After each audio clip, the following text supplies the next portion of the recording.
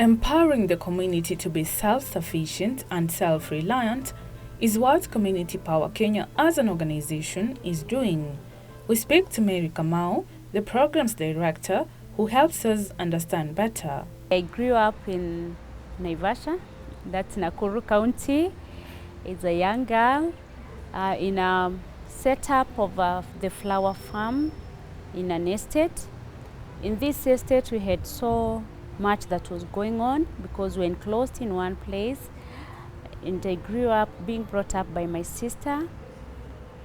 That was not my real home. So all kind of people were in that particular place. So we grew up in a metropolitan environment. We had all type of people. We had the rich, the poor, and the middle class. Actually, in the estates, it was divided such that we have got estates for those who earn little, we have got for the middle class, and we've got for the rich. So, as for me, I grew up in the middle class, but I would always see the other people who would share their houses, divided in curtains. For us, at least, we would own a single room as a family, and the rich, they want a whole mansion for themselves. So it was such a good environment as per then. But when I grew up, I came to realize that we have got needy people in the society who need our help. Growing up, Mary's experience in life aroused in her the urge to transform not only her life, but also of those around her. Hence, the motivation behind Community Power Kenya. Being closed up in one place, you'd see people suffering because young girls would get pregnant, because in those divided homes with curtains, the other families goes continuing on with life. The children are around there. So you'd find children are exposed too much. And this really, when I grew up, I came to realize that this is a problem already. And I got to understand, when I came out to the other world, I got to understand how life is even in the slum. Because this was just an example of a slum, but in a modern way. Yeah, but life in the slums was just the same. Because the houses are too close, people are sharing homes, children are exposed, and this really touched my heart. That's when I decided, when I grew up, I would like to give back to the community. And that's how Community Power Kenya was born. I grew up desiring to transform my life from where I am to the next level, until to a position where you can enjoy life and find that at least I'm not struggling even to eat. I can fight for my rights. I know who I am. I can help somebody else to come out of the situation they are in. Based in Meru County, the organization is geared towards fostering positive change in the society. Community Power Kenya was registered in 2012 as a non-governmental organization, a charitable. It's a Christian-based organization. It's non-profit making to assist and to help the poor child. In this, we want to see a community that have been transformed. Our core value is to see a self-sustainable individuals, self-sustained communities. And how do we come up with this? We say that if I'm better off, I can hold somebody's hand and get them to where I am. If they're not able to reach to where I am, they can be somewhere where we can communicate in a better position than where I found them. As Community Power Kenya plays a role in poverty eradication, there are a number of programs they undertake. In Meru County, we've been working with the Ministry of Education, we've been working with the Ministry of Health. Through the Ministry of Health, we work in HIV and AIDS, testing and counseling. Under the Ministry of Education, we do the orphans and vulnerable children support. We also do peer counseling, psychosocial support. We do the rites of passage for boys and girls. We do for them seminars and counseling sessions at the same time. We also do sanitary distribution for the girl child. We do a program under the OCC, that's Operation Christmas Child, under the Samaritan Pass. whereby we get donations in terms of gifts and give to these children, that they have got everything that a kid needs to go to school. Then we talk about advocacy and creating awareness, whereby we fight for the rights of the girl child. We fight, nowadays we also fight for the rights of a boy child because boy child was a little bit neglected, but we stand for them. We found that these boys are also being molested, they're being harassed in the community. In the education program, once we identify a child, mostly these children will be out of maybe parents who are HIV positive, those among the people who are living with HIV. The parents may be drunkards or involved in drugs, and they become more irresponsible to a level that they may not be able to feed their own, even themselves. You find them most of the times they are in the town centers drunk since morning till evening. And some of these children have been born out of that kind of an environment. So the children being born in a vulnerable situation and they grow up in a very vulnerable situation, they find themselves in that situation. So when you find such a case, by God's grace, they get to go to school. You find them, but they are not even able to have meals in school. Some of them will be fed by their teachers. Some of them will go without food because they're in upper classes. The teacher expects to have food for them. At least for the lower classes, if a school doesn't have feeding program, it will always be hard for these kids to even have food. Mary and her counterparts have a criteria that is used in selecting the beneficiaries. We work very closely with the Ministry of Education, and through this we are able to be allocated different schools where maybe they're in the most vulnerable regions. And when we go to these schools, you can bear with me that the teachers are always with these children.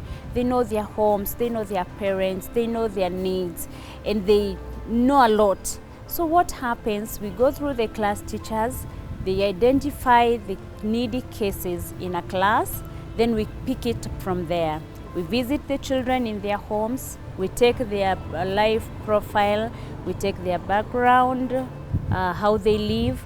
Then from there we can now classify from the most vulnerable, the vulnerable, and the ones that can at least manage life. While many attribute the success to donor funding, Community Power Kenya attributes it to local funding. This organization is locally funded, purely from friends and people who want to see the community arise. And I would say thank you to the Marian community because they have really supported us. We've borrowed money from them, and people, self-individuals, have really come up strongly to assist us. Whenever we have a program we want to do, you give somebody a phone call and they'll come in and give their resources. So I would say that proudly because whatever we've been able to achieve is through local funding. Aside from partners whom they work closely with, the organization also relies on a handful of expertise. We've been working with partners who have come in as friends who said that I want to see a life being changed. I want to put a smile on the face of a child, which has been very powerful because the moment you see that child, you give them a gift, you take them to school, see their results improving, that child becomes brighter. And with the moment you visit a home and the parent becomes hopeful. We work in North Imenti constituency and some sub-counties within the constituency. We've worked in places called Chaure. We're at Chaure Primary. We have got a file of kids that we support. We work with DEB Primary School within the municipality. We work with Good Shepherd Academy. That's also a sister-sponsored school within the municipality. So far, the organization boasts of a number of achievements. So far, we have been able to achieve. We are not yet at 90, but we are above 50% of what we desired to see.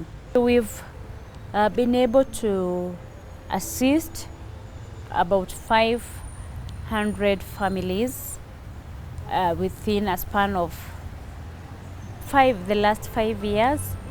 We have been able to support around 1,000 children in schools. Some of them have gone up to high school, others are still in primary school. That's a great milestone for us. We targeted more, but with time and little hitches here and there, we've been able to successfully talk about 1,000 children, go through enrollment, go through school, see them stick to school for a whole year, 2 and 3, until we are able to see their performance improve. And this household, 500 household, what I can say is that 3/4 of them have been retained. They have come back to somewhere where you can say that this parent can take full responsibility of their children. It has not been easy to achieve that, but it has taken a little bit of counseling sessions. We've come in through psychosocial support. We've given them meals for days. We've been able to bring them together and let them speak out their problems. There might be challenges in most initiatives, but they should never be a reason for failure. The challenges are there. The urge to quit is high, especially when you find some of us who started together, they are going off the way. They feel that their giving is too much. But one thing that has kept us going is the transformed life. When you remember of a case that you started with and that life was transformed, you say you cannot just give it up yet. You still have to move forward and seeing those children smile. That's the biggest bit of it. When you go to those children and they appreciate you, they are smiling, they are happy. You get to a home where you go and the children are all over, they don't know what to do, they have no clothes. And you are like, now these children, they know how to dress themselves, they can cook for themselves. You say you cannot just give it up. So for anybody who falls out along the way, we always look for a person to replace them. Other challenges that we have faced, maybe as you say, is full-time members, because we work with volunteers and having to employ people who are working throughout. Sometimes it has been a challenge for us, which now we are planning for the next 5 years, because our last 5 years will be coming to an end, actually ended in October this year. We are targeting on how we can be able to have some few full-time working community workers who will really go to the ground and follow some of those issues on daily basis. Whether socially, economically, or politically, let's all join hands in empowering the community for a brighter future. We are gifted differently. Our children have been gifted differently, and everyone can help. There's something that you can do that can help. The little you have can be multiplied by the power of many, because when we come together, we can be able to fill a basket. It doesn't take a single hand to fill a basket, but many hands do it. What I would want to encourage everyone is that learn to be a giver, learn to love what you do, and it will always pay back.